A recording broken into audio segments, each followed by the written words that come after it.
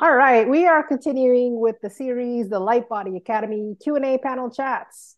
We have the Lightbody Academy facilitator team here today. We have Rae Ellen, our resident esoteric astrologer, Stacy Hernandez, our resident multidimensional energy tracker and spiritual coach, Laurel Leaman, our resident exo-species ambassador, and Christina Schwind, Lightbody Academy founder and consciousness acceleration expert. So they will be answering a few common questions that some of you wayshowers may be asking yourself. So if you're curious about leading your life in a multi-dimensional way, you're watching the right video. And as the team tackles every question, feel free to comment below with your questions or experiences you've been having. So today we're going to cover a pretty big topic, dark night of the soul, which is pretty intense right now. So let's get us started. What is the dark night of the soul? How does it look like? Who wants to answer first? Go ahead, guys. I would say, Christina, you start because you had a very defined definition that was like that really helped. Okay, so what is it? What does the dark night of the soul mean? Right. So for people who have been on the spiritual path, it's that moment of crisis of faith. Like everything you've ever believed in, you invested yourself in, you've walked, all of a sudden gets revealed as either a lie or a major betrayal. It's like the rug gets pulled out from underneath you and you have no idea where to turn, where to go. You can't trust yourself. I mean, there's this massive crisis within yourself. And then it's a matter of getting yourself out of that. How do you reemerge after the dark night of the soul? So essentially everybody went through it since 2020, basically. Yes, I would say on a global level, most humans that are paying attention to themselves have probably had some level of that. I think the depth of which it goes really depends on each individual. Like dear sister Stacy was talking about, the intensity levels are different for each of us. Like the kind of things that need to happen for me to get to that level of crisis are different than the depths of what needs to happen for other people to get to that level of crisis, and unfortunately, but fortunately, the more work you do on yourself and the more sovereignty you have, the more intensity it requires to get you to those dark places. For me though, I realize that when it needs to be that intense, it's a cue of this is really important what I'm going through, and to pay attention. So that's not necessarily where people begin, but this is after, you've had a few life destructions. It starts to change your relationship to death and dying, and change your relationship to the things that you thought were important or the things that you just knew were true. And this is why I can hold truth pretty lightly in a lot of ways, until I don't, of course, because there's certain things that I'm just pretty solid on about, well, you guys listen to the chats, so yeah, that's the quick version of dark night of the soul. I don't know if you guys want to add anything onto that. I know for me, I found that often it can connect to an event or a situation in my life. Like it could be a crisis or a certain trauma that comes up, or a physical body shutdown that then, like I've seen it happen in different ways for me. Like one, it was like my daughter was on her deathbed, right? Like she almost died, and down on my knees begging whatever was out there. At the time I was just like trying to figure out what everything kind of shifted after that, right? When my daughter was born, and she almost died on her second day of birth. So there's like a kind of that type of experience. And then I notice that it also has come up when my body physically shuts down, because my ego just can't do it anymore. Like my body has to shut down because I can't live in the way I was living anymore. Right. So I've seen it happen in that way. I've also experienced it where it's been like society against me. And I've been shut out of every single way I was doing things before that no longer aligned with who I was, my values, my belief systems, all of it. And having to walk the road, COVID's a perfect example of this, right? Having to walk the road of standing in your truth, but waking up to your truth because society puts it right in your face to see that you're not following the mainstream way, like you're not following the collective. So I don't know that I'm bringing up like different ways I know I've experienced these massive like waking up to a new level of myself, but having to go through massive struggle to get there. Yeah. Rae Ellen, I know you've been through a lot. I have, and I can tell you the story. One of the stories of, that I went through when I had I've had several dark nights of the soul, but I was in my late 20s. And when this happened, when it actually manifested.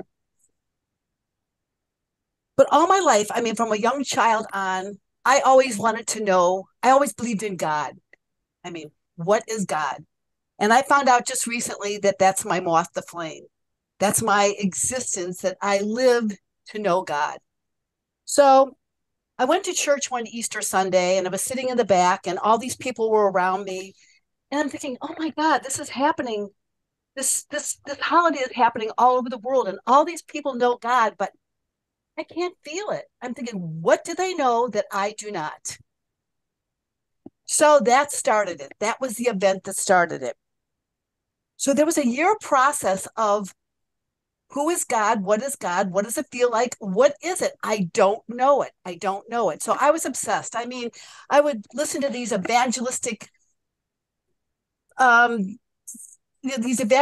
ministers on TV, and I would put my hand on the TV and I think, oh, maybe if I just hold the television just right, I'll know God. And oh my God, I was just looking and looking and looking. I was looking all over. So at that time, I started going to astrology seminars. So this was a whole year of deep depression because everybody knew God. All these people that went to church knew God, but I couldn't feel it. I couldn't feel it within my soul. So I went to this astrology seminar, and there was a psychic there, and someone said, he's really good. He's going to tell you who God is. Oh, great. It's great. So I go in there, and this guy starts talking about who I'm going to meet and my financial gains and what love was going to come into my life. And I'm going, oh my God, you have no idea what you're talking about. And in the middle of this session of this guy giving me these psychic reading, I leave the room and slam the door. And I go to my room and I break down. I said, oh, God, I'm never going to know God. I'm never going to know. So I get home and I just surrender. I'm thinking, I guess I surrendered. Whatever it was, I had a friend call me up and he said, did this psychic give you the reason, did he give you the answer? I said, no. I said, I think I'm never going to find the answer. Sure enough, I hang up the phone, and that's when they had landlines. And I turn around, and this big energy comes in and strikes me. And all of a sudden, I know that God is everything. And I'm thinking, oh my God, it's that simple. How can God be everything? And I said, it's the light in it, it's the light in it. And I start jumping up and down because I realize that God is everything. And I finally feel it for the first time. And my son was very young. I start jumping around the room and going, oh my God, it's this simple. It's this simple. He says, Mom, stop. But I was just so ecstatic. So that was my first night, dark night of the soul. And I've had several stories since then, but that was one of them. But it lasted for a whole year, and it was like, it didn't feel very good. So that's my story. One of my stories. Oh, well, I think a lot of people can relate to this, feeling something that's absent and not knowing how to find it, get to it. Like that, there's like a desperation feeling that it hits, like, oh, it's never gonna happen. Right. Oh my gosh. Oh my gosh. Is there a way to anticipate it, prepare for it? Anticipate what? Anticipate it coming. Okay, this Friday, I'm going through my dark night of the soul. No, I put it in my book. Schedule it. I've written it down. It hits you so unexpectedly. No, and oh my then, gosh, yeah. Oh yeah. And yeah, I mean mine are, I mean that's intense because that's like, you know, desperation over a long period of time. Mine have been really, really intense. It usually involves dying, like either beloveds dying, multiple beloveds dying, or some part of me that is just all of a sudden gone and I can't get it back. And there's a lot of grieving involved. And actually I was getting educated on this at a young age. When I started doing yoga, the woman who I studied with came from an ashram of a fallen guru. And there was many people who they're called devotees, where they take a vow of poverty. They take all of their worldly possessions, a lot of them, you know, 401ks and retirements, you know, and give millions of dollars over to this establishment, to the guru, to support the cause. And then to find out that he's having sex with some of his disciples was a crushing blow to them.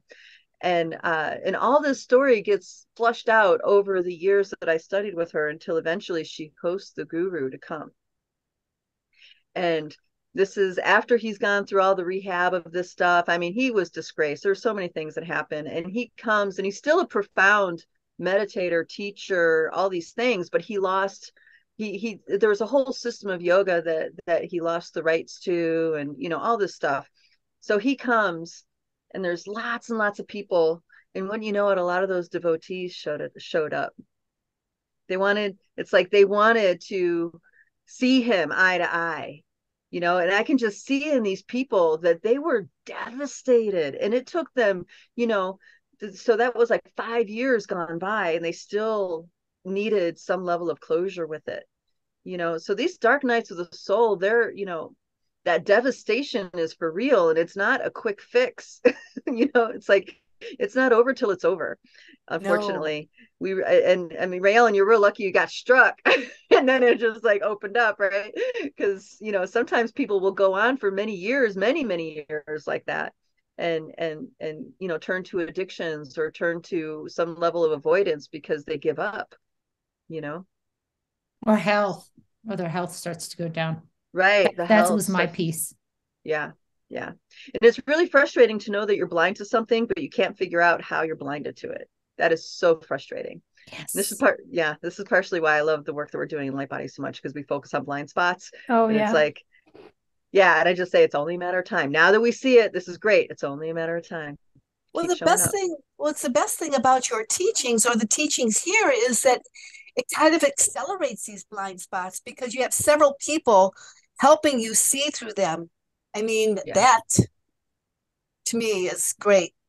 Yeah, the benefit of community, absolutely. Yes. So if because you help facilitate with the spiritual awakening, does that mean that everybody that is going through an awakening journey, which is a lot lately, will they all be going through a dark night of the soul?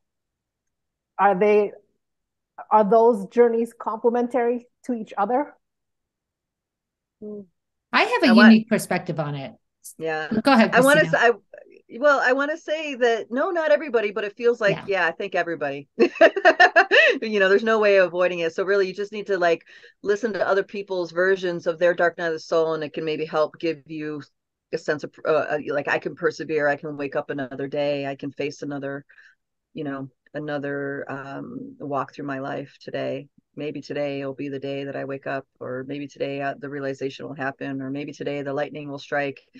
You know, it really helps to hear other people in what they've been going through, because we get the sense of we're not alone, you know, and that helps. That really helps. Go ahead, Stacy. You said you had a unique perspective. Well, in a sense that, like, I don't necessarily feel like it has to be intense.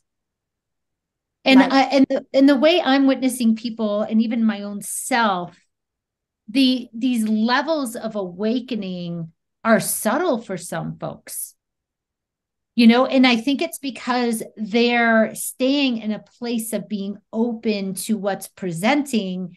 And so then the light bulb turns on, and then they're gracefully working through the shifts in their life. So, and I'm noticing that more and more with me. I'm not having the levels of intensity as much anymore. I mean, there's times, when you get whacked, but a lot of times it just feels that it can be different, and I'm witnessing it different for some folks. So this dark night of the soul, automatically, if you feel the frequency around it, there is an energy of intensity. Oh, this is going to be a big one, like there's a feeling in that. But I feel like with the new paradigm and how we're shifting, it's going to show up very differently for people. There is going to be an awareness shift. And that means there are going to have to be uncomfortable shifts in your life that are going to happen as a result, because the path you're on, you're realizing is not your truth. And that can create, again, discomfort and everything. But not everyone, it has to be like you're hitting a wall and you're falling apart and everything falls apart and there's these massive things that happen. Right? That's what I'm saying about the perspective piece. That's a good Okay, one. I'd like to speak to that. Me too. So I'll let you speak, Laurel. Having just gone through a dark night of the soul, Oh, I lost my brother. I separated from my husband. I moved. And that all would have, I think, kind of what this speaks a bit to what you're saying, Stacy, is that years ago would have taken me completely out, like completely. But I feel like now, after having, worked on a lot of stuff, yes, there's grieving. Yes, there are days where you don't feel great. And however, the outcomes of all of that, I feel like it's all smoothed out really quickly relative to how it would have dragged on for a long time. There would have been a lot of gnashing of teeth, not just of my own, but I feel like because I've done some work, the reflection of that around me is also less extreme. I guess that's what I'm trying to say. So the acceptance level going along for everyone involved has been very smooth, I'm going to say. Yes. I think that's what you're trying to say, right? When you're in your truth, things kind of fall into place. Yeah. So these like what you're things saying, happen, but they're not as traumatic as they could be. Yes. It's you're able to deal with it in a different way completely. Yeah. But The way I would like to respond to that is that I'm one of the older people here, and I think the veils were thicker back when I started going through things. And now that it's the veils of our perception of the world and our enlightenment or whatever it is, how the world is. But I think it was much harder back when I first started doing it. And it is much easier now.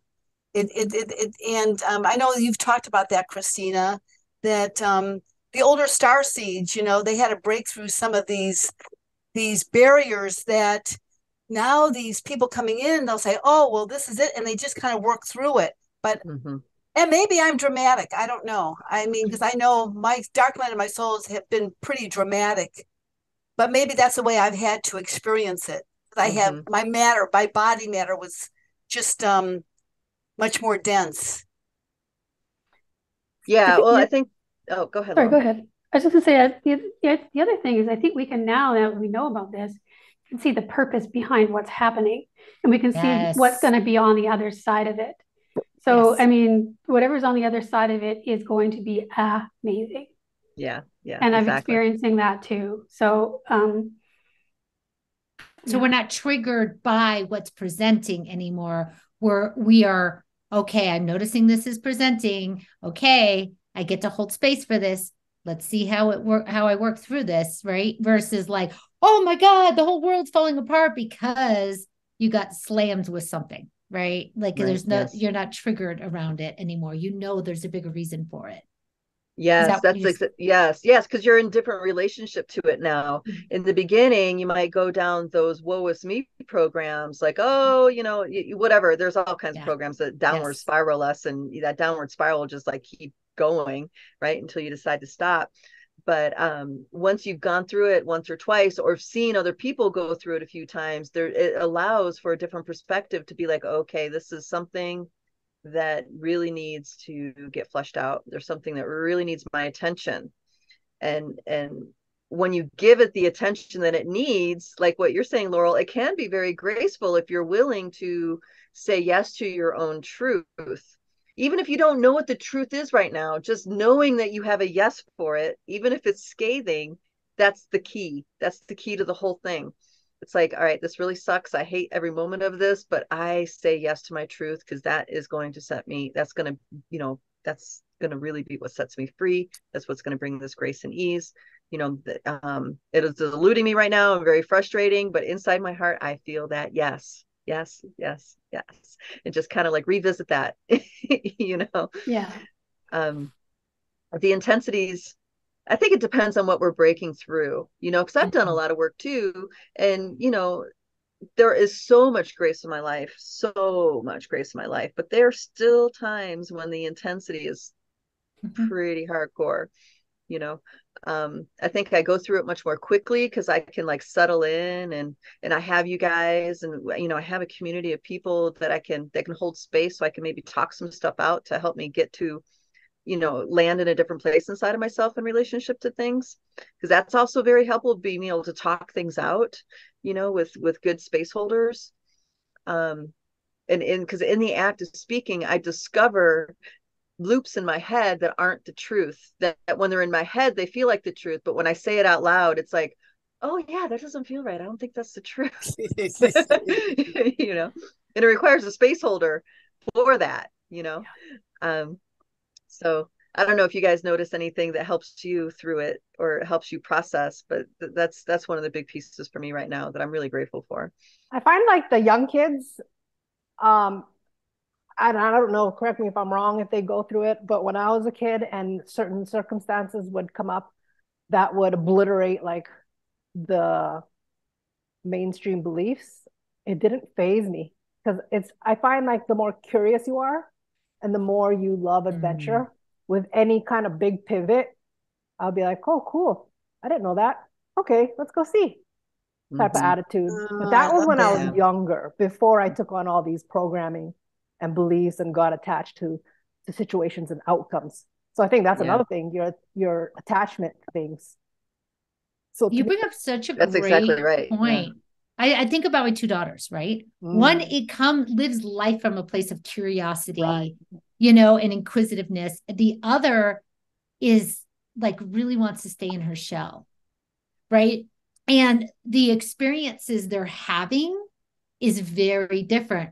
One is very much a homebody, has a very small environment that she goes to, work, home, you know what I mean? And anything that gets stirred up big and then goes into a depression or goes into a state, right? The other one deals with adversity every single freaking day and gets beat up at school, gets slammed at school. Not beat up meaning like she's dyslexic, right, ADHD, she's not in the program of like medicating and none of that, right? She has to deal with her hyperactive sensitivities every single day in school and has challenges connecting with the peers who are in a program, right? So there's all of that happening, but every day she's like showing up, feeling the feelings, expressing the feelings.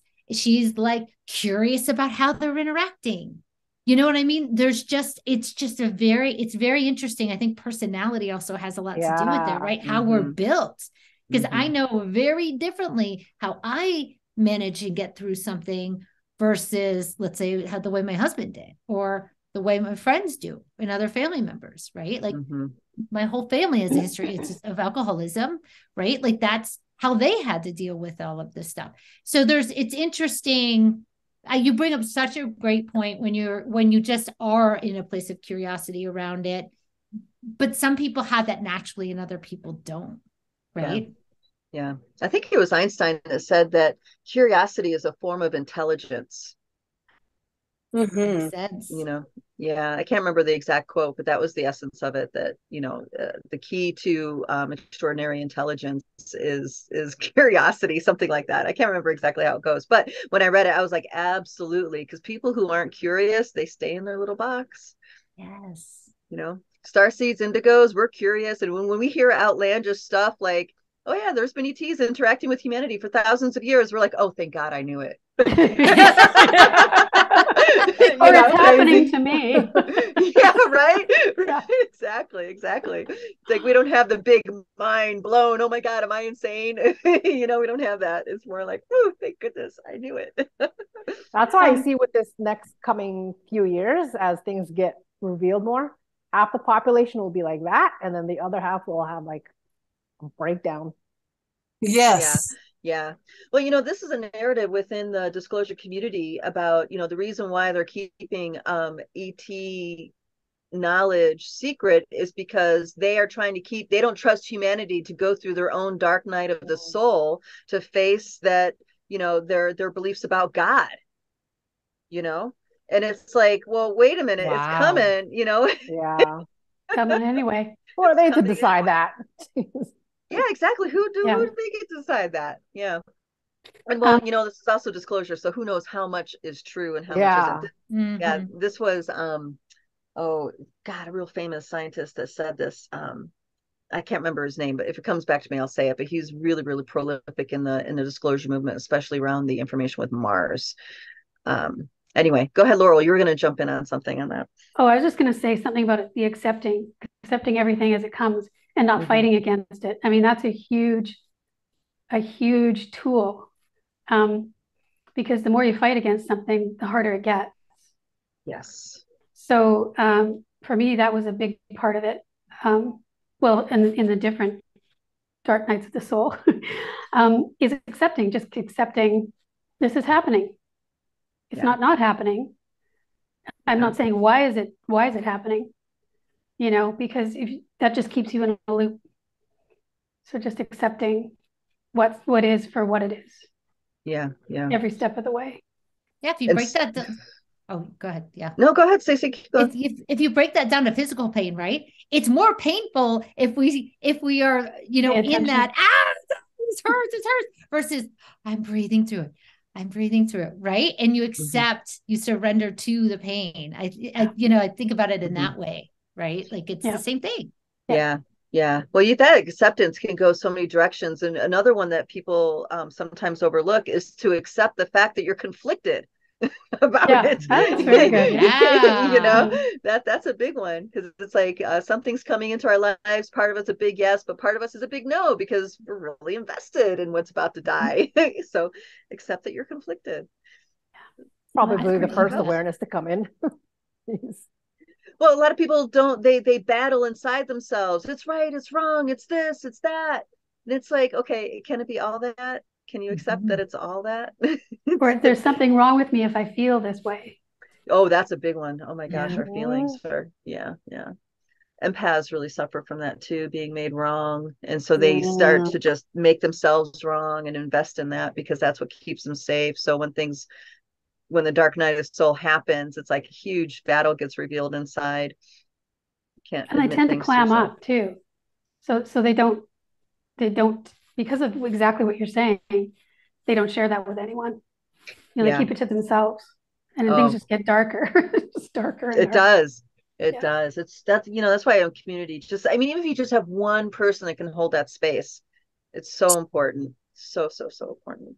I mean, we're lucky. We have a whole group of people, extraordinary people, amazing people. So out of curiosity, what do you guys think is the connection between, if there is any connection between the dark night of the soul and mental health? Oh, totally. Mental health is huge now, and I don't know, this is another whole debate. I don't know if it's been around like that the same way, or it's just increased in the past decade. And being normalized. It's being normalized too. Remember, it's being talked about too now. Yeah, and people are talking more than they used to about these things. Yeah. So they're not keeping it to themselves. Go ahead. Yeah, they're not keeping, but they're also making typical emotional conflict into a mental health label problem, right? Yes. And which is absolutely ridiculous. And I remember, I can't remember, he was a Sangoma Torme, I can't remember his name right now, but he did a tour all through the US, and he talked John about Lofley? No. This was many years ago. Mela something Torme something. I'm so sorry that I'm manipulating his name. He's such an amazing man. But this is also granted 20 years ago. But he said, the worst place to be in the world with any kind of mental or emotional disorder or a problem is the West. It's the Western civilization, because basic human connection heals so much of our inner turmoil that, we here in the West, we're all deprived. We're all very disconnected from ourselves and each other. And there's so many levels of disconnect that causes our disease. And rather than finding ways of reconnection, coming into tribal acceptance, coming into, having a community that really reminds you of who you are inside, instead we label and we treat with drugs or psychotherapy that keeps you separate and secret and confidential and all this stuff. So you never really get to be seen in who you are. So you have no one to remind you who you are, and that really solves most of the problems. Even extreme ones like bipolar and schizophrenia, all this. I mean, he went deep into it. It was amazing. And actually, Stacy, telling the story reminds me of you and I. There's times when we're really bothered by something, and in the conversation with each other, it's like we got to remind each other who we really are and what's important, and it was just like, oh my gosh, thank you so much for this conversation. Thank you so much. And that's the piece, for me. This is my perspective on mental illness. I'm not a professional by any means, so take it for what it's worth, but that's how I feel about it. I think you're so right on. I mean, I deal with this, having teenagers in the house, right? And it is the thing. I remember when they were in middle school, my oldest was in middle school, everyone was talking about suicide. Many of them attempted, right? It was the thing. And not that I'm trying to devalue it or demean it in any way. It was just the experience that these kids were going through of talking about it. And what I noticed, and I had a massive awakening last night with my youngest, my 15-year-old last night, where she had a breakdown, just really started crying, going into her experience. And this was the first time that all I did was hold space and say inside, I projected, I see you, I see you, I see you. That was it. And she said, this was the best conversation I've ever had with you. She's like, I felt seen. I felt heard. She was then listening. And I said, may I ask for permission to help problem solve a little bit with you? I'm not going to fix this, but I can help you with solutions. The first time, no resistance around helping to find solutions to support her learning struggles, to support her social struggles, all of the things, right? And it was like, I would say probably a year ago, I'd be like, fuck, I got to get her therapy, right? Like, fuck, I got to get her right on this. I got to get this, resolved right now. And I wasn't coming from that. She shifted completely. And now we have a plan with figuring out the right support she needs. She feels supported and loved and seen now. And that's all I did. That's all I did. That's actually a really good point, Stacy. Like, how can parents support their starseeds going through a dark night of the soul without labeling them into mental illness? Yes. That's a really good question. Yes. Very good question. Yes. Yeah. I have another story I want to share that's interesting. I have a dear friend who's transitioning from a male to a female right now, and has had a desire, a deep soul heart desire level to be a woman his entire life, I'm using her now, and didn't, because there's religious programming, there's cultural programming, there's all the things that were getting in the way. Now in the 40s, They're transitioning. Once they received a medical diagnosis that was connected to, it's a I forgot what it's called, gender dysphoria. Or something. Yeah. That then made them feel, I can now come out. I got validation to come out from the medical, establishment or whatever. But before that, would secretly wear women's clothing and would wear nail polish, like just all these different things.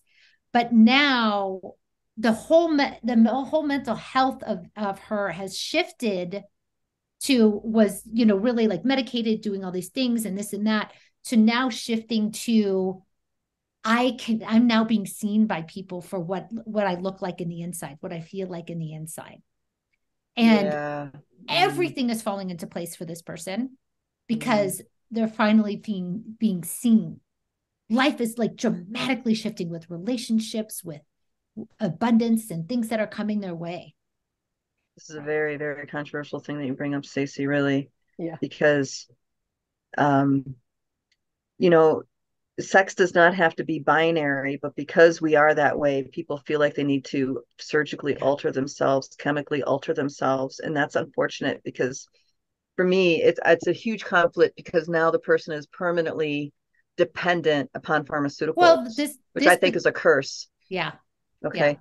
Yeah. But if we allowed for a third gender where people, can be men that are women or women that are men without that level of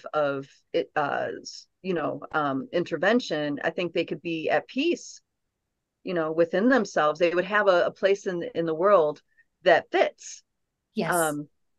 And the other thing that I'm adamantly insulted by as a infinite being in a biosuit is the gender reversal of the genitals, because that does the most amazing, extraordinary damage to the light body that I've ever seen, ever. I mean, and that includes sexually abused kids. I mean, kids that have been like, I can't even say it out loud, like atrocious stuff. It's like their light bodies are more intact than those that have had that surgery. And I just know this from the body work that I used to do. I used to work for a physical therapist that took insurance claims and people with car accidents and stuff, like I'd work with them. And there was a few transgenders that came in. One of them had the surgery, and I didn't think that person was going to live very long. It was, even beyond like with the accident and the pain that they were in, it's like I had this feeling that they were going to take themselves out soon, and it took me a while to process and digest all that. But it's our system that we have. If we can be allowing for people to be free to express their gender however they are, and celebrate that and really appreciate that, that I believe that people wouldn't need to go to these enslavement systems to find their place. For me, being pharmaceutical is that. I'm seeing a shift where I want to present as something, but I still want the pleasure experiences that I have had as my gender at birth. I still want that. So they're presenting one way, but still having, so I am seeing these shifts in how I even know one that's getting top, just creating breasts, but still wants to have the pleasure system of the original, so I think that's starting to shift. From my world, I'm in a super progressive city. I'm in a super progressive populations and groups of people with lots of young people. That's the shifts I'm seeing. But I understand it's like getting a hysterectomy, right? Then you're taking a body part out of you. That we have a dear sister who had the gallbladder removed and the, getting the hysterectomy and all of it. And now I find that offensive too. Yes. I mean, wow. Right. So it's just not limited to transgender stuff. A lot about the medical community. Yeah. Go ahead, darling. I cut you off. But no, this is what it's all about. We got to be in flow, and we're in flow. But I do feel that being seen piece is significant, and whether that's presenting as a certain way and I am seeing a dramatic shift in mental health when you get to fully express how you feel, inside. Yes. And whether there's surgery involved or not, like, I am just all for being seen and Yes. being able to present your expression. Yeah. Me too. Yeah, absolutely. Absolutely. And we each choose how we're going to, what kind of biosuit we're going to occupy. So I think, being seen and having a more expanded space for this, people can discover why they chose the suit that they're wearing. Why you chose the family that you're in, why you chose these circumstances that you're walking through, these dark nights of the soul. Even, on some level, we've designed that into our path to wake us up to things, so I feel like I wish that was more in the conversation for these pieces, because I feel like that would bring a lot of peace to people if they really felt the truth inside of themselves where they were at with that. Like, I don't know if I'm saying it well, but hopefully. Yeah. But you bring up a key piece around, we live in a very black, white, polarity world where, okay, if you're not this gender, you have to be this gender. But the two-spirit piece is such a part of our core and humanity, of where we come from. Yeah. That you're right. That's a key piece to be bringing forward. The two spirits. Yes, yes, yes. And in some traditions, and I believe this is so in Chile, that only two-spirit men can ever get initiated into the shamanic traditions. Can you guys explain what that means? Just because I don't think some people are going to know what that means. It's when you have a body of one sex, but you feel like you're another. That's the real simplified version. I don't know, Stacy, if you want to add into that. Yeah, and it is the highest, most honor place in a lot of indigenous cultures you can be. They tend to be the most like worshipped. I don't know what the word is, but like honored, revered, maybe. Yeah, revered. Some of the best medicine comes from two-spirited people. Mm-hmm. So it is a shift in perspective that it would be important to bring forward. If you think about it, a person that is two-spirited would be more inclusive. They would be able to be wise because they could understand, the masculine way of thinking, the feminine way of thinking, and it's integrated within themselves. They can resonate either right. Or. Yeah, that's interesting. When Baba G wrote his book, he talked about this, being two-spirited. In fact, he actually claimed himself to be. Interesting. Can you say more about that? Just the fact that he has a whole chapter about, there's a part of him showing himself as a woman and then showing himself as a man.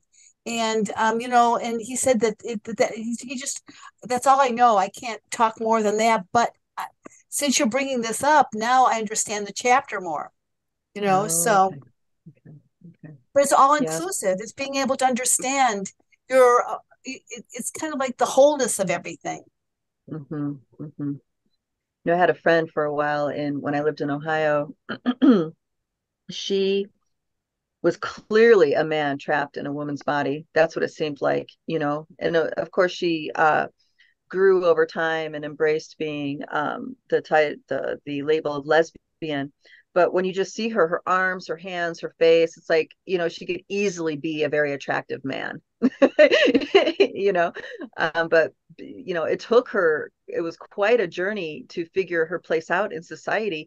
I think by the time I met her, she found it, but it took her most her life. She was probably 40 when we met. So it took her most her life to figure out her place in the world, where she could be, she was in peaceful relationship with society and with herself, So there's a lot to those kinds of pieces, but, we have it within us to alchemize it, to find it.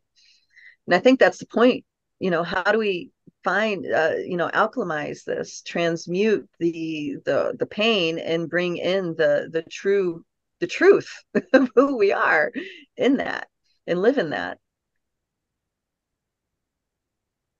Which circles back to the dark night of the soul. Yep. It is. Say, well, the dark night of the soul. The gender piece is obviously a result of that for many people. And you mentioned, Stacy, being seen is one of the main ways to help people going through that. And Christina, now you just brought up the important piece of, well, you can also go through it more smoothly if you embraced who you really are. Mm-hmm. Tell us more about that. Okay. Embrace. All right. So here's the thing. Many generations, we are a result of a lie being told through many, many generations. So a lot of people don't know who they are.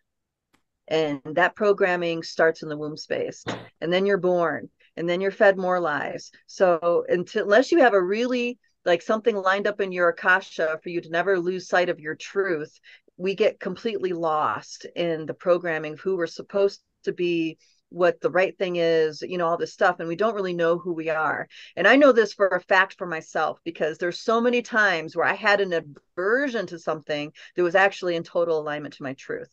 One of the earliest pieces was I was in my exploring my spiritual stuff, and I was really into meditation and yoga and chanting and mantras and all this stuff, and shamanic stuff started coming into my world. I'm like, oh no, I'm not a shaman.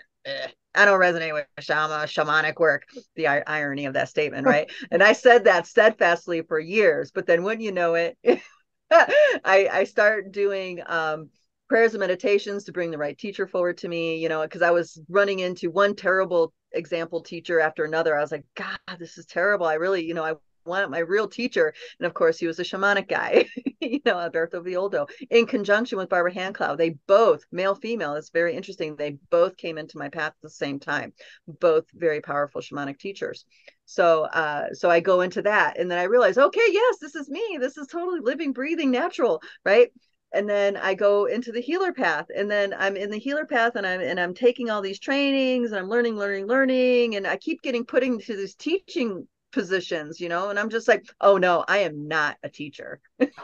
I am not a teacher. I am a healer. That's what I do. And I really believe that full on, hook, line, and sinker, until it just keeps coming until eventually I get cornered into a place where I have to stand up for my truth and really fight for it. And when you know it, I realize, holy crap, I am a teacher. Not because I want to be, it's just a natural thing in my energy. So I know from my own personal experience how committed we are to something that's not the truth of who we are. And that's what those dark nights of the souls do. They push us into those corners where we have to. There is no denying it anymore, and I'm telling you, I resisted the whole teacher piece, because I still to this day don't really embrace teacher all the way, because I'm more about example, way shower. I like that, because way showing is just, you are who you are, and it just so happens inspires people, or it just so happens to open them up to things they aren't open to any before, so that's how I grapple with that. And the fact is, I don't like the examples of what a teacher is, so I'm just going to make up my own thing. Now that's my truth. Now I can actually do that because I'm staying true to me. And so I don't know if you guys have examples of where you're embracing the exact opposite of who you were for a long time. That's mine. That's some of mine. I can just say that that's how I ended up in Lightbody. Sasquatch was knocking on my door. I love this story. I was like blown away. Things just kept happening, and it's like, wow, this is actually real. And I've been waiting for this my whole life.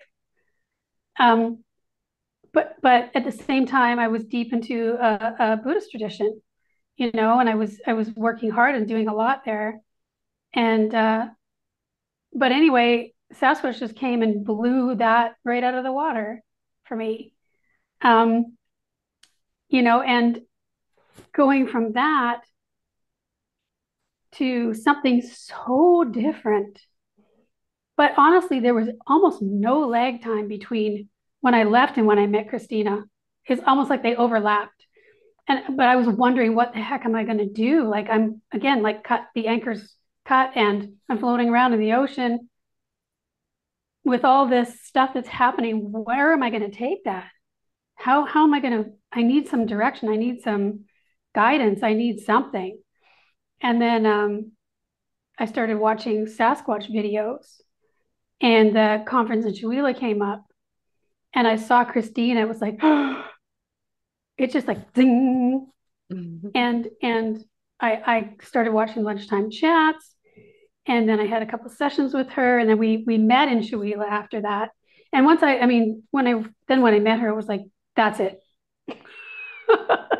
This lady can help me. Oh my gosh, it's like someone actually knows this stuff. But total just having to drop that I've been in there for almost 20 years in that tradition. So to have something, and I was deep into it. It wasn't like I was just working on the surface, like I was deep into it. And so to leave that was the idea that I would ever leave that never came up before this. But the Sasquatch came out. I don't even remember what the question was anymore. Sasquatch came in. It's about the opposite. The opposite was true of what you thought. That's it. That was so. I mean, this is the opposite of. I mean, holy cow! What a difference. I mean, there couldn't be anything more opposite than that. But feeling the truth. I mean, I could feel the truth in these beings. Feeling that truth, that just led me right. Well, I'm sure they brought me to Christina. There's no doubt about it in my mind. I'm sure your Buddhist practice helped teach you how to tune into your intuition. Oh, right. Yes. And we did a lot of that, actually. We did a lot of esoteric type. When you're deep into it, you do a lot of esoteric type things.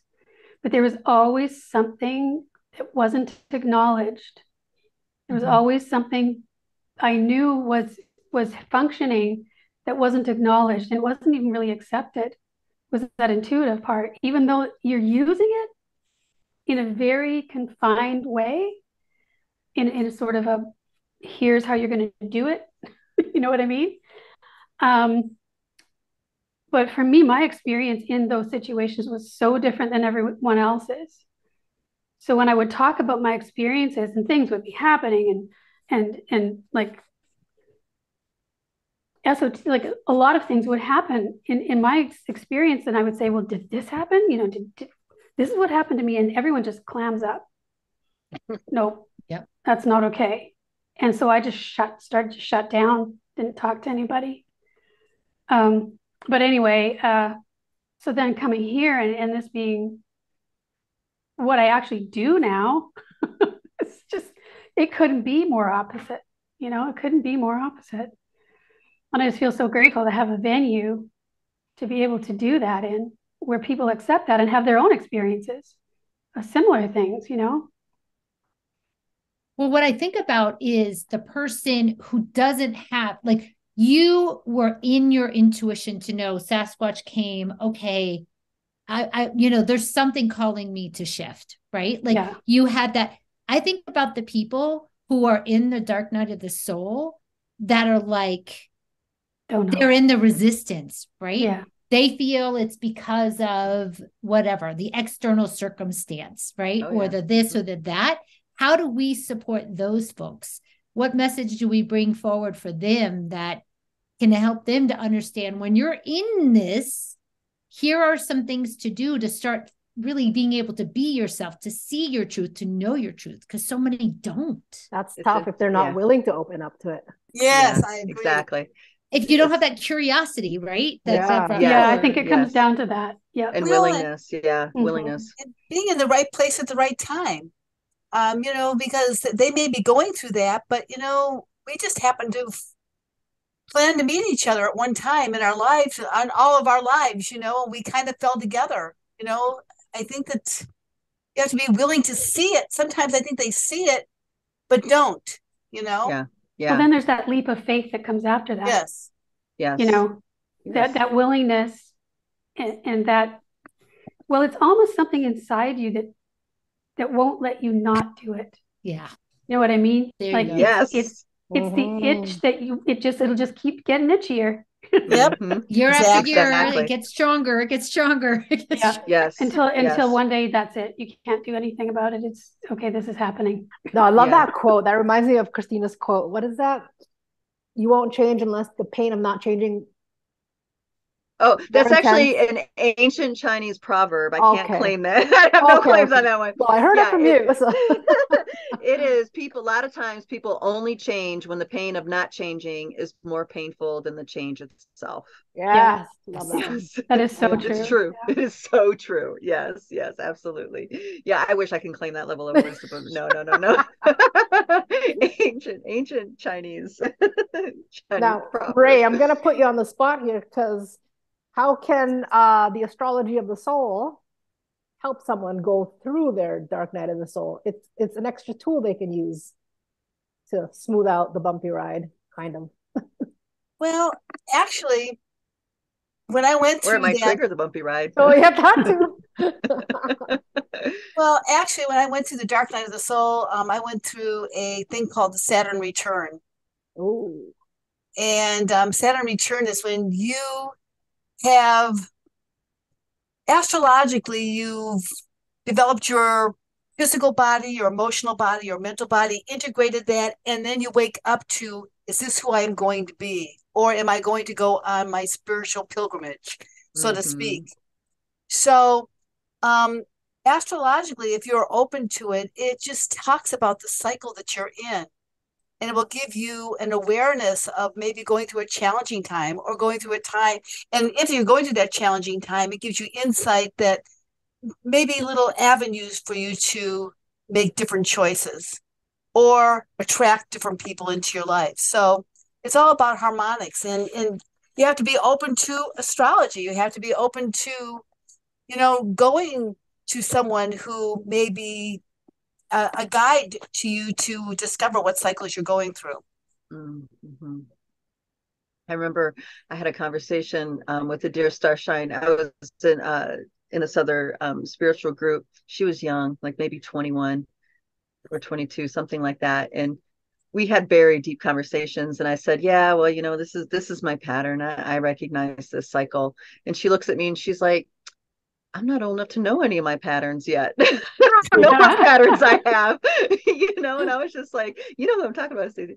And I was just like, holy crap. Like, wow, that's just like mind blow to imagine not knowing what your cycles are, now knowing yourself in the sense of cycles, I guess is the way to say it.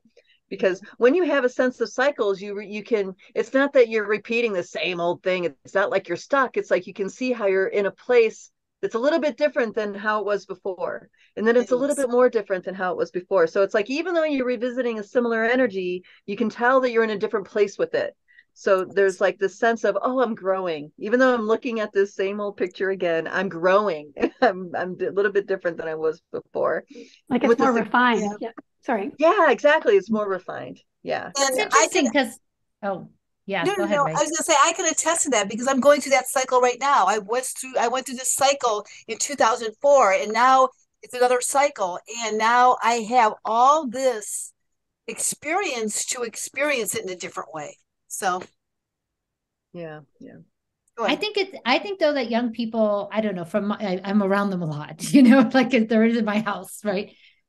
They're constantly in reflection and they know their patterns and cycles and they talk about their patterns and cycles. And maybe it's because they're being raised by someone like me, where we have those conversations around their cycles and their patterns. But they're in that mode of like, okay, I realize I do this year after year. I'm in this process. Mm-hmm. One thing I wanted to circle back to, though, with you, Rae, is I know for me, when I got really into astrology, numerology and stuff, what it did is it took me outside, it took my ego outside of the whatever resistance or experiences I was having and got to see it from a different space to understand, okay, there's a bigger picture than just what I'm feeling right now. That this is like beyond my ego driver in the resistance of what's happening. So I love those tools like astrology because it gets you to understand a bigger picture and a bigger perspective of, okay, I'm getting slammed in this way. And it's not only just me sitting in my shit. It is, there's a reason for it. There's something underneath that. And that helped me to then go underneath. Okay, this is stirring up this for me. This is what's really happening is I'm trying to pull up grief from whatever. you know? So yeah, I appreciate those tools. Yeah. And that shift of perspective can also help you get to asking yourself better questions that actually get you someplace different than before. Yes. That's a really big piece. Because when you're always asking, I don't know, why me? That's not going to get you anywhere. No. That just takes you down the drain. Right. Staying But victim. yeah, and these other things, these tools that you were talking about, Stacy, like it gives you that, like you said, that perspective, and you can start cultivating a different question to ask yourself. And that's the key. I'm finding it's the key that magic is in the question. Yes. And you know you got the right question because it just opens you up. And that's subtle but very powerful. That brings me to, because we're talking about tools on how to smoothly try to get through your dark night of the soul. But what role does energy healers play in that? Because I got caught up in, oh, I'm feeling this discomfort. It might be a dark night of the soul thing. Well, let me go to my energy healer and da, da, da. So it's almost like, at what point do you say, you know what, no energy healer? I need to do this on my own without any help. Because energy healers is like, it's a good tool. I think a good energy healer gives you the seeds you need for you to unravel it. Right? Yes. Like an energy healer, we unravel stuff, but we're always teaching and also showing, okay, here's what you get to work on. Here's what's coming up. You know, that's our approach to how we work with people. You know, we're not doing it for you. Yeah, and it's a combination. It's a combination of, you know, having the tools of astrology, and then you're having your energy worker, and then maybe deciding that you want to change your diet or who you're associating with. I mean, it's a combination of all of those working together that opens you up to get insight to what you're working on. Right. I would also say that some energy healers, really accelerated ones, can also accelerate your arrival at the dark night of the soul. Oh yeah. Thank you very much. That's right. I forgot about that. Yes. And to me, that's a great thing, because there's no time wasted. Why waste time? You know, rip off the Band-Aid. You know, I'm one of those rip the Band-Aid off fast kind of thing people, or take that dive off the cliff. But that's my own nature. I imagine there's others that prefer maybe a slower pace. My medicine is the path of fire and lightning. So that's, you know, very quick. Bring it on, right? Because I feel like in this life, I'm not here to waste time. I've wasted lifetimes and I'm done. Yes. You know. But you have to be ready for it, because I had a client recently that we've done a few sessions, and she's owning her process, right? To the point where our last session, she was out for a whole week. Her body completely shut down. She went to the hospital because she was worried. It got really bad. And what came up is she rode the wave. She rode the wave. And she could have easily said, all right, this energy work fucked me up. That was it. I'm done. They cursed me or something happened, whatever, you know, it was taken over. She could have gone to all those places, but instead she kept on going deeper with the waves, to realizing she was purging massive trauma out of her around being betrayed. And there was like massive stuff in this lifetime that she's had to go through, plus many other lifetimes. And she is on the other side, and she's a whole new person. So I totally accelerated her dark night of the soul. Yeah. And I was worried that she was going to check out. She was just going to be like in victim and be like, nope, I'm done. She fucked me up. Whatever that energy work was, but no, she kept on showing up even more. And I kept on checking in. But she then had the tools to go into, okay, this is what's rising up for me. And it was feeling the heartbreak and pain with what was happening. So you will see people. We have all seen people who've run away, right? Who are like so in the discomfort. They can't handle the discomfort. They can't be in the resistance. They can't see beyond the resistance, that they just say, I call it sitting in your shit. Sorry, I've been swearing a lot. It's just who I am, right? They're just sitting in it and they stay in it, right? Versus the people who are like, okay, there's something going on energetically that's beyond the experience I'm having, right? Whether it's physical or whatever. And maybe I need an energy worker to help me find the blind spot. And an energy worker helps to unravel it, but we all know there's layers. And then you get to work on those layers, the ones that present. Show me what's next. What's next? Yeah. I totally feel you, Stacy, with that. And I feel like in my gut, I know if they're going to show up and commit or not. And those are the ones I'm going to absolutely show up for. And if you're half in and half out, it's like there's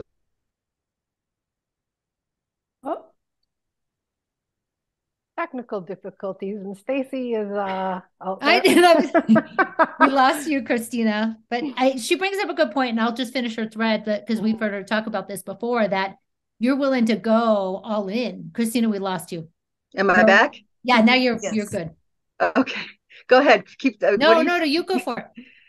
I don't know where it dropped off.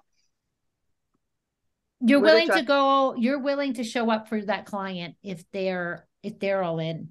Yes, I feel it in my gut, and if you're all in, I'm all in, and we are in it, full on, and absolutely. And I feel like they feel that, I feel that, and we're in.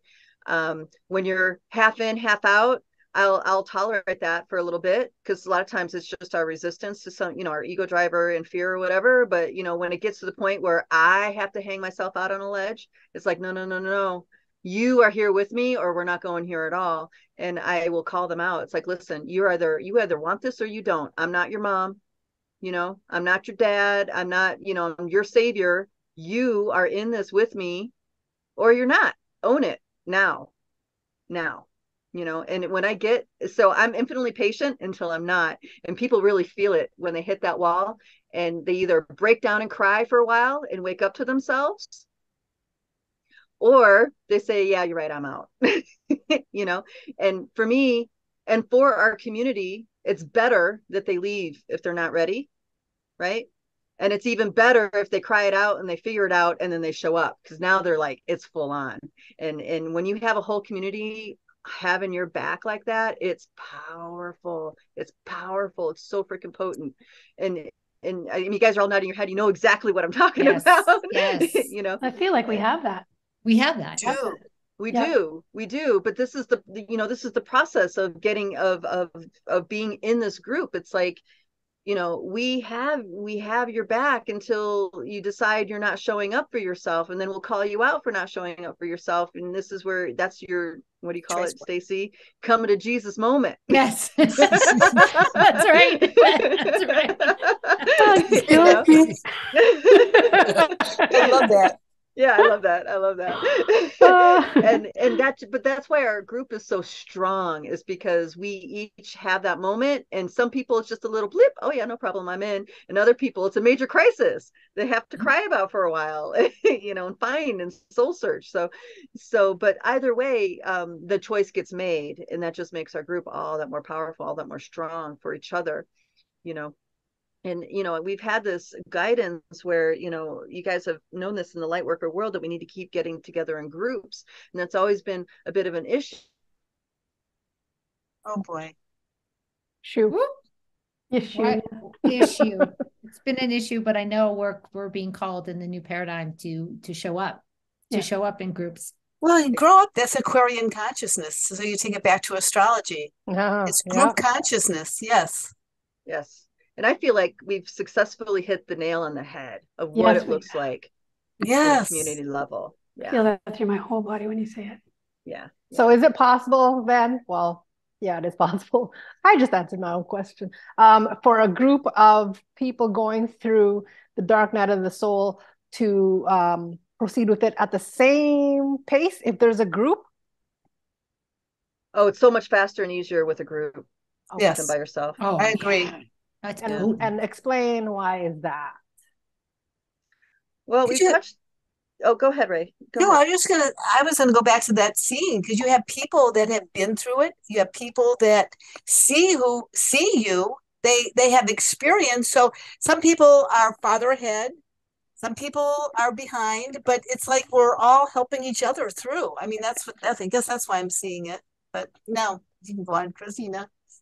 Yeah, well, you have people who can really see you. You have people that you can really talk to. Yeah. You have people that are very, very clear sincere, honest reflections. The truth is the big piece here. It's like when you are in a community of people that just suffer, when you're sharing your shit, they all just join you. They commiserate rather than holding a clear, clean space, right? Mm-hmm. That clear, clean space is like priceless. It is so priceless. And then you have honest reflection, honest feedback. And then you have a group of people, which really, this is what's intimidating, but also very awesome, is when you have a group of people tracking you while you share what it is you're sharing, you know, because when it's one person having a data set that really hits you hard, but then when you have multiple people sharing data sets that are all kind of like aligning with the same kind of thing, now you know you're really onto something. It's not just someone's lens, that it's not just someone's distortion in their lens. You have multiple views of the same thing, and that helps you, just because it's energetically truth, it helps you get right through that blind spot if you're willing to accept it, you know. So as soon as that yes is there, it's like whoosh, and you can shatter through something in a single lab even, you know, versus if you're by yourself, you know, it's so hard because you don't have that reflection. You don't have that space to talk it out. You don't have people tracking you. You don't have, you know, there's all these, you don't have the support. You don't have people who really see you and love you and appreciate you and honor you and respect you.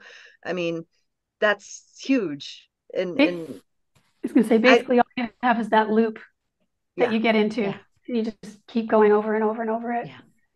Yeah, the loop. Yeah, and you don't know your blind spots. Other people can see them. You know, a lot of times we don't see for ourselves, so they can target something that you just don't even realize, you know, in yourself. Yeah. It's like, you know, I've done a lot of work, and I'm honest with myself, I'd like to think, but there's times when I get triggered. You know, 3 weeks, several weeks ago, I was like lit. I mean, you guys have never seen me like this. I was so lit. I was just like, F this, F that. and I knew I was not in my character, with my truth, you know, but at the same time, I was in full on expression of like, what the fuck, you know? So I call Stacy up, and I'm like, oh, wah, wah, wah, wah, wah, wah. And she's like, well, you know, Christina, this is a pattern. Yeah, it makes such a difference to have that one person that could see you. Yes. Well, it also helped me loosen my grip, because I was so emotionally like, because it hit some pieces that I was really like, stances that I've had, like a strong stance, and it was really railing against the stance. And she helped give me that perspective where I was just like, okay, yes, you're right. I see that. This is a pattern. This is a piece right there. Yes, I see that too. Thank you. You know, and you know, this is the intimidating part. She was speaking the hard truth to say out loud. Good stuff. But because she was so committed, and that's our relationship, and this is how our friendships really build. We're so committed to the truth.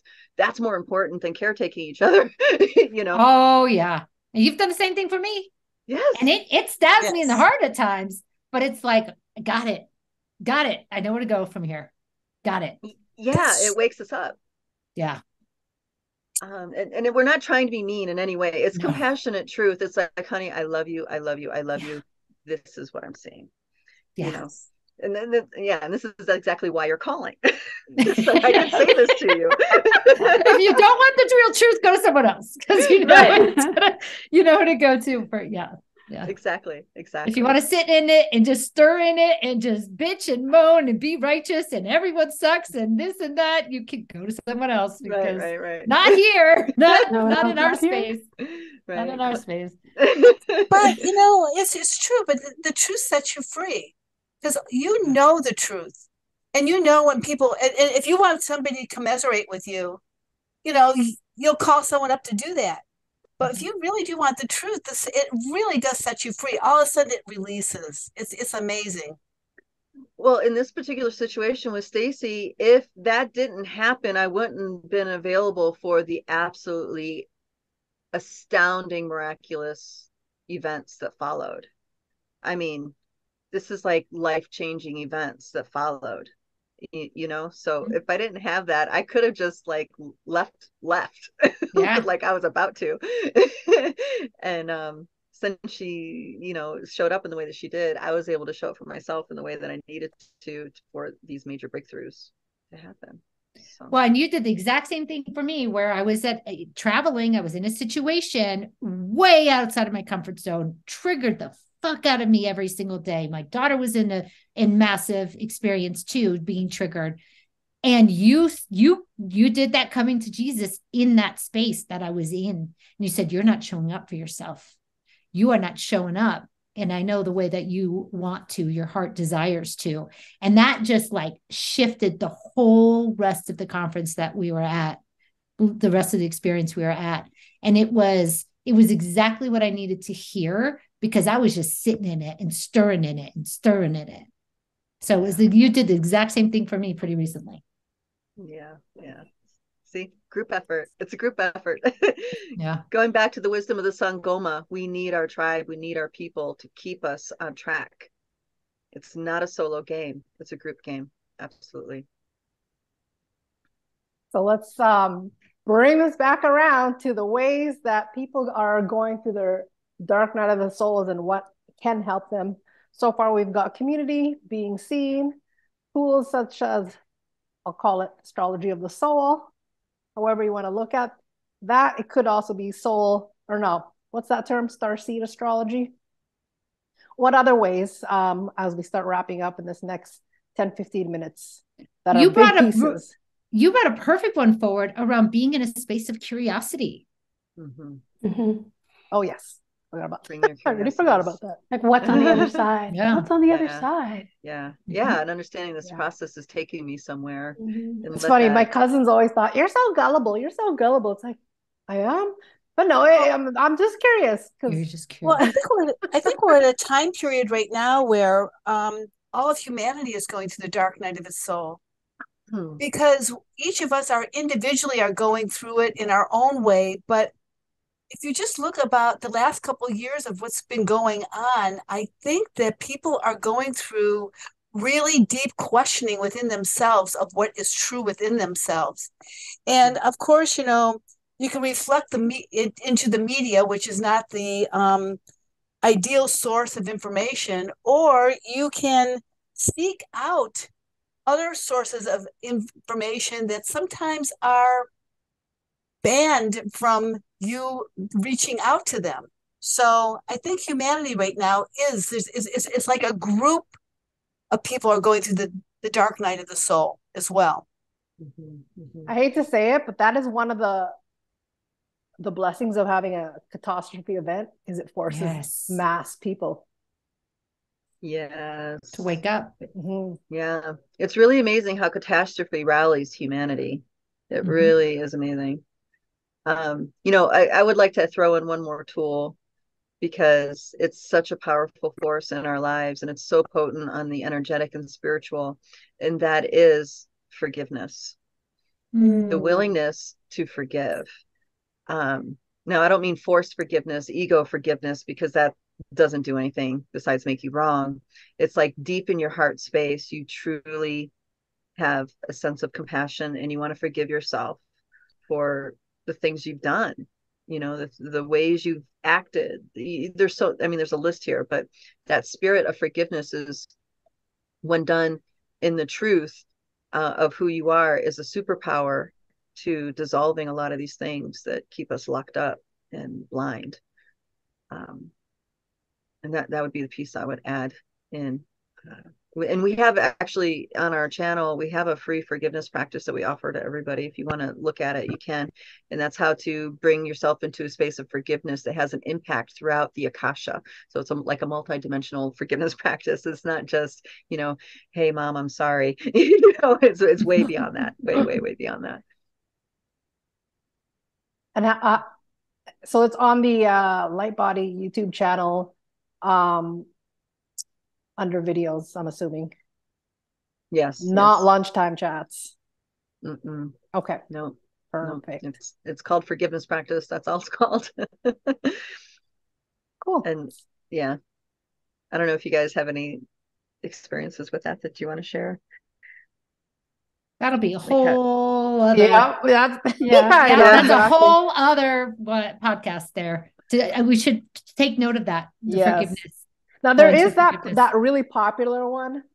I can never pronounce it. Ho'oponopono. Oh, yes. Yes. I highly recommend that. That's great. Yes. Okay. How does yours differ from that? Just so people can understand. Well, Ho'oponopono can be sung in a song, which is really powerful because that helps people really get in touch with some grace inside, So if you're in a more mainstream kind of mindset, Ho'oponopono, maybe you may be better off with that because it also has a lot of deep roots and ancestry. And it has ancient roots and it's held still by elders to this day, right? So just the song and the vibration is very potent.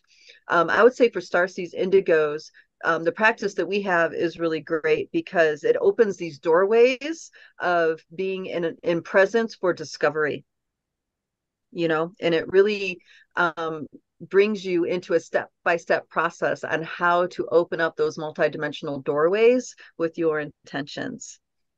And for a starseed, that's going to rock your world. Open up these levels, and then of course it walks you through a process of forgiveness, and of course everything can be embellished, however. But for indigo starseeds, I think it's really important to understand how to purposefully and intentionally open up these multidimensional spaces within yourself so you can work at these levels on your own with just simply with inner circle magic. And that's a whole nother mouthful there, the difference between outer circle and inner circle magic. But just to summarize that, in Lightbody, that's what we solely focus on is inner circle magic, how to bring these pieces into transformation by simply our own space that we hold inside of ourselves and our intentions. That's it in the gist. And I was waiting for more. Okay. Yeah, well, I don't want, because that's a big, huge rabbit hole we could go into. It is. Maybe I can say it another way too. So in the historic progression of consciousness on this planet, we have a story of a fall of consciousness, and that is the fall of Atlantis. Okay. Atlantis shows to us just how dangerous outer circle magic can be. And that is having access to processes and impactful ways of interacting with the universe without having the level of consciousness to meet it.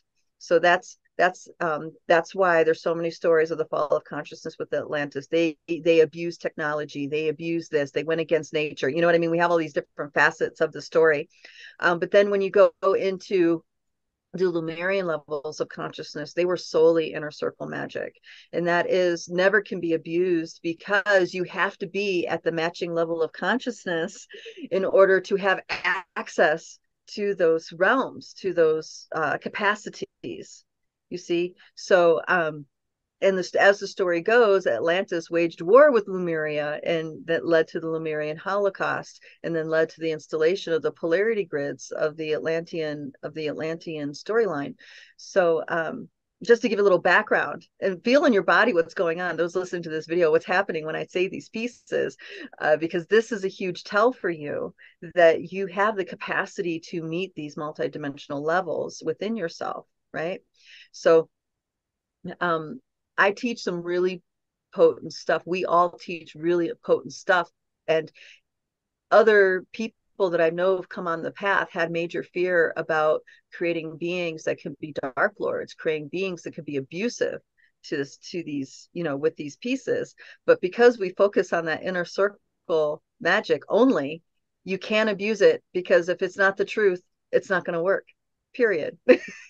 There's no risk of that versus people who go into the different magical traditions, like, say, I don't know, wizardry, sorcery, Wicca. They have all these methodologies but not the maturity spiritually to utilize them with integrity. I mean, I'm not saying everybody, but I'm just saying there's a lot of abuse out there because of the lack of maturity.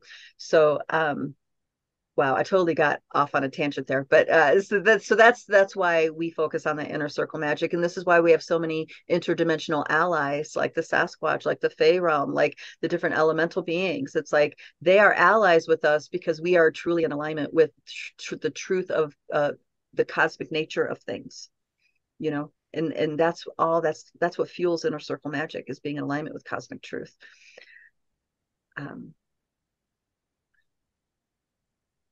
Yeah, I guess that's all there is that's the way to summarize that. Well, if you want to know more about the inner circle magic, you either have to tune into Lunchtime Chats. I'm just going to plug it in right now. Every Thursdays, 2 p.m. Eastern Standard Time.